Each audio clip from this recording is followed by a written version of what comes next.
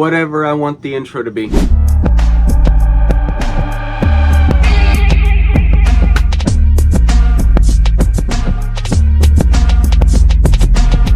These guys aren't like your crested geckos where they like to be at room temp. They like to have a little bit of heat on them. That's the simplest way of making sure you're not scorching or cooking your Cuban. Wonder how that looks in the editing, but I'll find out. What does it do? Temp gun, you know? Pretty much what this is gonna do is I shoot right there, pew! You know, it's gonna tell me, hey, it's 90 degrees, hey, it's 70 degrees. So this tells me the exact spot of that exact area. Surface temp will set the stick they're on, what the basking area is, and that will tell you how hot the area is, and it'll allow you to make adjustments or get a hotter bulb. Now, let's just say, you know, you watched my first video, the 5 don'ts or whatever I called it. I still have no idea in the time of filming this one. I really hammer home that you should buy from a proper breeder and not your Petco's, PetSmarts, or just a random guy in an expo that has 20 of them but doesn't know how to sex them. But, you know, you're gonna have an animal that came home regardless from them. But if it's from a breeder, 9 times out of 10, it's not going to be as a worse situation because they'll actually have some thick and some fat on their bones, their bodies, to essentially die overnight if they don't eat a couple days. But you see this? We call these tongs. It's what keeps your fingers from looking like mincemeat. It's a joke, y'all. What you want to do is you'll grab your feeder, put it on the tongue, then you want to get it on the stick they're on, lower down, wiggle it all across, kind of slowly. Works better with thicker things like dubia roaches or just larger roaches. I think it triggers a sense in their body that makes them think it's a snail. When I got my Cubans home, a lot of them didn't want to eat. Did that, that's what got them to eat, and that's what made me be able to work with them enough to get them to eat like the pigs they are. Right, Goliath, you fatty. I'm gonna give you 2 in this one because I'm feeling generous. So it's almost 6 tips. But let's say your Cuban doesn't want to eat. What is the go-to way to make them say, I want some? Obviously, snails is always a good way. Normally live ones are better in this scenario. Or a hornworm. Personally, I've never had a Cuban turn down a hornworm. Babies, adults, and you know, they like them. Like the worm. Yeah. Then I'd say the more proper tip instead of just the random one I throw in there. You have a cage, right? Now, either if you have it in the top of the cage or the bottom cage, it doesn't matter. You know, preferably the top if you can, but you know, be prepared. Make sure it's in there well, or you're gonna have to clean a lot. Put a cup in there, deli cup, right? And you're like, oh, what am I gonna put in there? Superworms, mealworms, just a prey item. You can do roaches, honestly anything you want. Now, why do this? It is something that can help a lot because if you watch my prior video, I kind of go over what Cuban false socializing is actually more about. It would be a whole video of itself, but it's not going to be out yet, or for a little bit. It's going to make a little bit more sense, pretty much. But pretty much, you know, there's going to be food in there. It gives them the choice to eat when they want. Gives the feeders in there it makes it very simple, you know.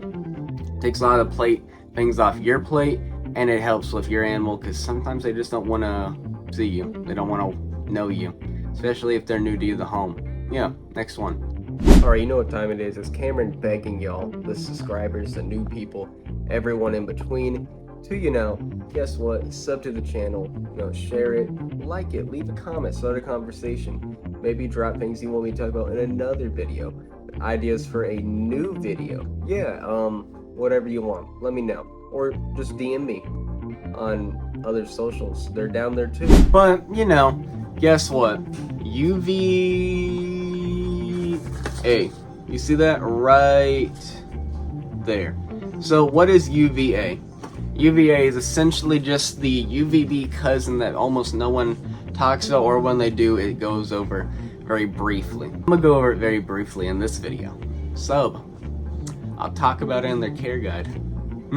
Now, what UVA is pretty much done is, you know those depression lights you people bought all the time during COVID? Pretty much that's what those lights put off, UVA. Now that helps with your animal's mood, helps with their eating habits, helps with their behavior towards each other, helps with the behavior towards you, helps with color, helps with some organ structure, because UVA is it is magical. There's a whole lot of stuff. Helps out your animals, Hell, even make some good people. You know, since giving Goliath UVA, he's recently went out and gotten 6 promotions. Yeah, but pretty much UVA is good, helps with a lot of different aspects, isn't talked about that much, so I thought it was decent to talk about here.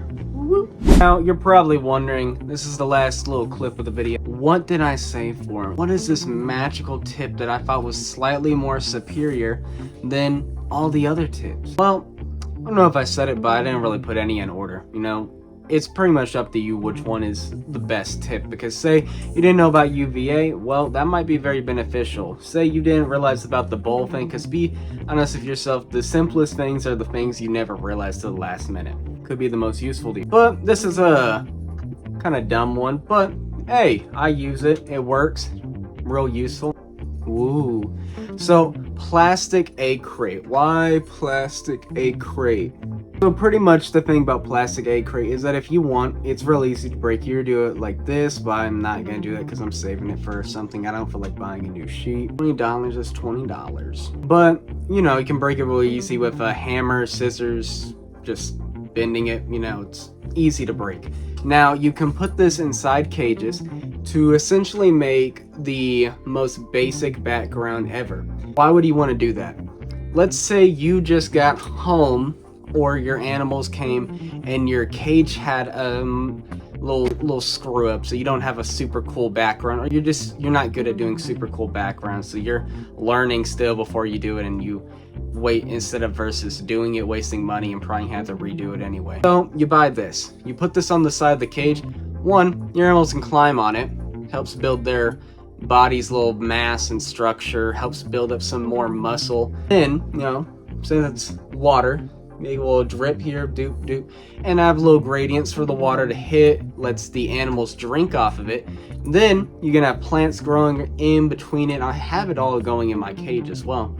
And you can also have sticks going through the holes to give themselves a better way to hang on to each other, and you know, just something better to lean on than versus just the dirt, and allows you to play and do more cool stuff inside the enclosure for a real cheap price and a lot easier, and it also allows you to workshop a lot of ideas before actually putting it into the custom background cage, where a lot of things can't really be fixed unless you rip everything out. Well, if you thought that was useful, sub. If you didn't, you should still sub. Well, either way, you have a nice day. Into the video.